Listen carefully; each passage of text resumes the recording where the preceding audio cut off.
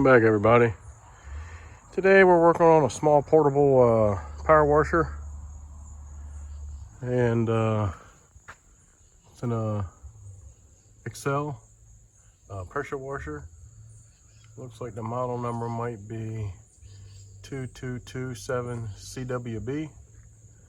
It's good for 2200 psi, and it's got a 5.5 horse Briggs & Stratton on it. And the man says that it quit running, thought it might have been the carb, and so he tried checking out the carb, and as you can see, the carb is missing. I need to call the man to see if he still has the carb. But I'm going to take a look through the intake here to see if we can see the intake valve moving. Of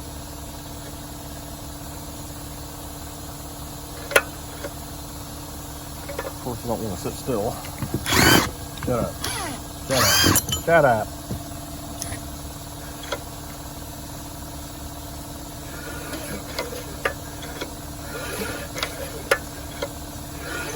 Alright, so that intake valve is stuck. That's probably why we have such high compression.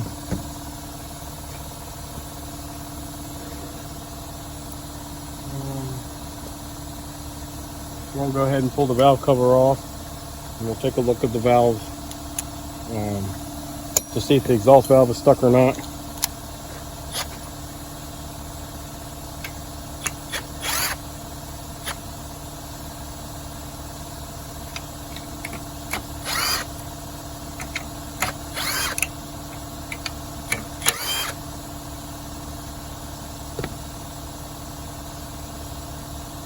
So on this valve cover, you have 3 screws that are same length, and then you have one that's a bit shorter. That one goes to the top, and the reason why they put a shorter one in there is because it's close to the exhaust. The longer one might bottom out on the exhaust and wouldn't pull the valve cover tight.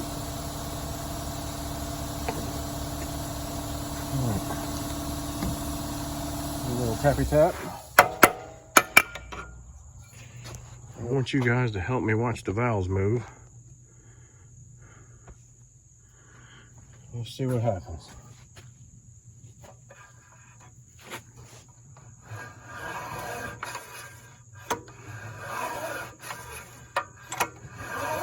All right, those valves should have moved, and they did not. Let's see if we can get this to pop loose. Yeah, it's not going to pop loose. All that's doing is going in, and the spring doesn't have enough power to bring it back.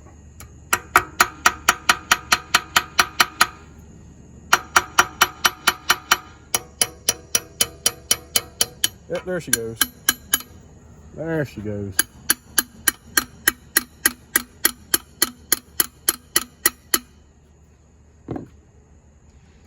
Well, guys, that's the second time you've seen me do that. Sometimes that's all it takes just to get a valve loose. It moves just as easy as can be. It's not even trying to stick.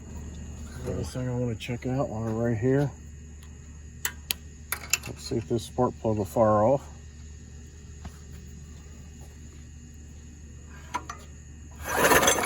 Yep, it does. So we're good there. So we know it has spark. We've got compression now. Both valves are working. All right, we're gonna give this a little shot. So we got plenty in there, it looks like. Let's see if it'll pop over. Oh, God damn. Oh, yeah. Well, got a little bit of hair.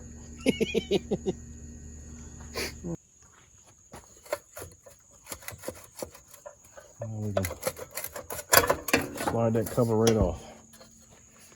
We're going to take a look at the key behind your flywheel here, just to see if there's anything wrong there. We're going to get this nut off, and we're going to take a peek in there to see if we can see the key. If not, we'll just pop the flywheel. Because if that key is sheared a little bit, it won't be trying to fire off at the right time. And that could be why we're getting the popping instead of the firing off. So let me see if I can get me a nut for that. There we go. 15/16 is what you would need.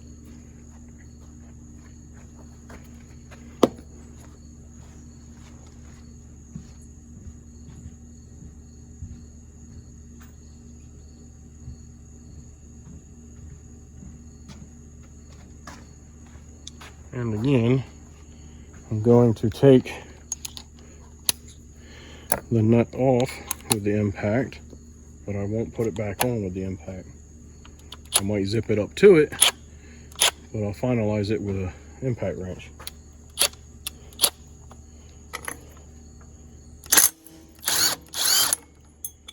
Alright, there's that.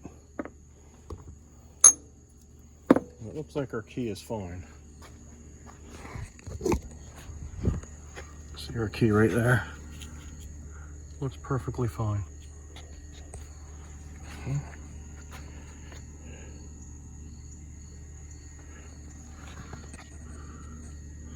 Doesn't want to focus, does it?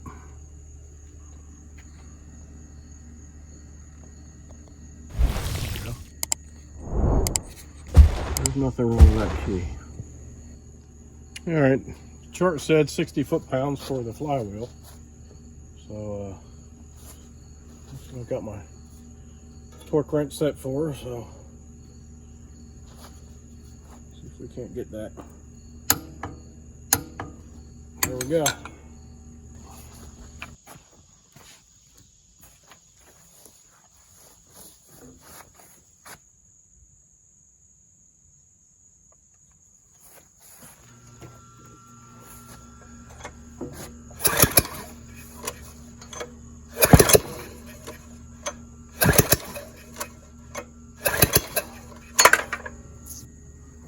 We got compression.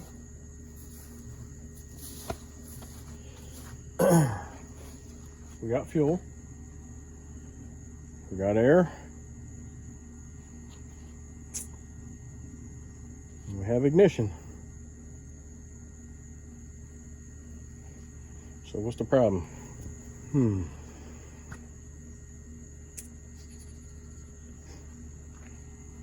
Our timing's right because of the key on the flywheel is good. Nothing wrong with there, so our timing is good. And our coil gap is good now.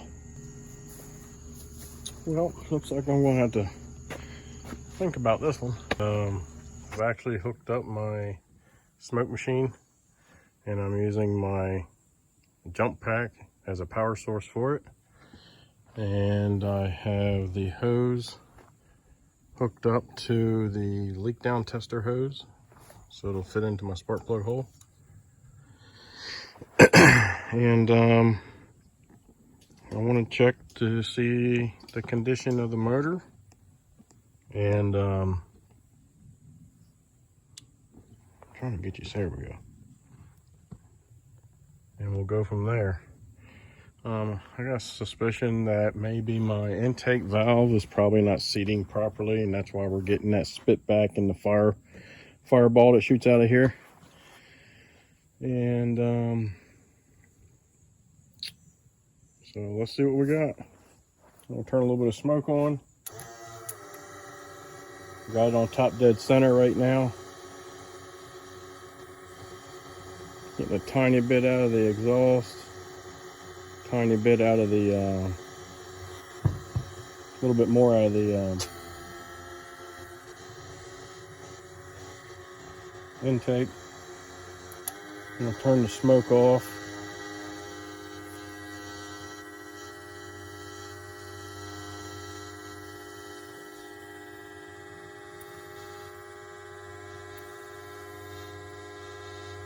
I got a little bit coming out of the crankcase too, a little bit of smoke there. But I don't know if you guys can hear that, but I'm not getting a buildup of pressure here.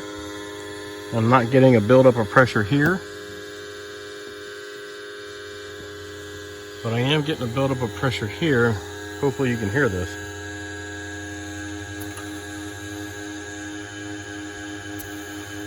When I remove my thumb, you hear a little psst, and that's the buildup of pressure.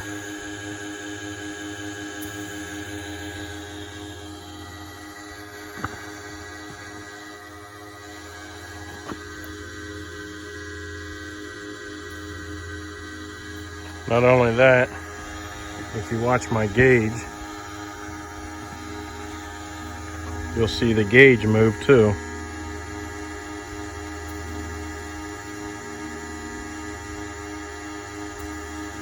So it seems like to me I got a pretty bad leak on the intake side. So I'm gonna have to pull the head off. And you can hear it hissing from here. Yep. I hear no hissing from the crankcase, no hissing from the exhaust, but I can hear hissing coming from the intake. So I'm gonna pull the head off, check the condition of the valves, see if there's not a carbon buildup around it, holding the valve open or something, and we'll go from there.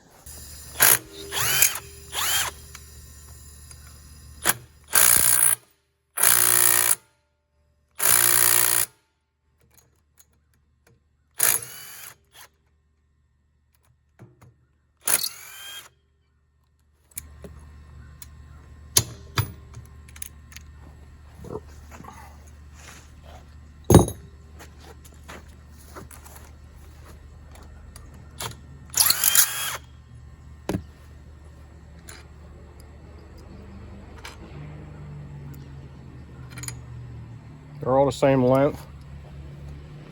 It's not critical that they go in the exact same spot.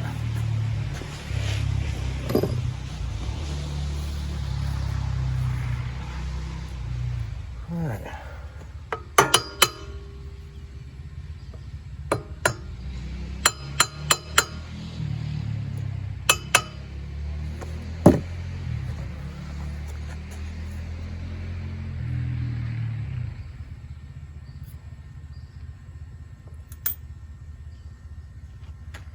All right, that turned out nice.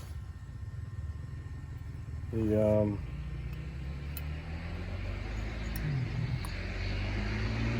gasket ended up all on one side. That don't happen too often.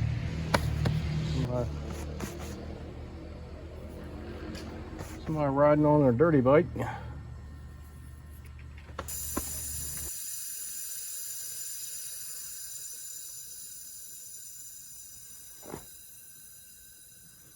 Piston seems to be in pretty good shape, but I think it's a little gummy. Which that'll loosen up. I might use some seafoam in the oil when we do get this thing running.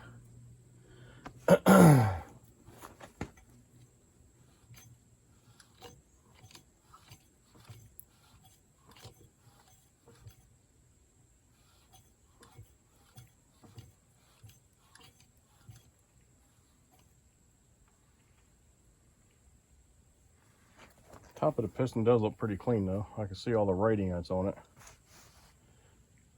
So, all right, let's go in the shop and take a look at his head. See if there's anything we can do with it.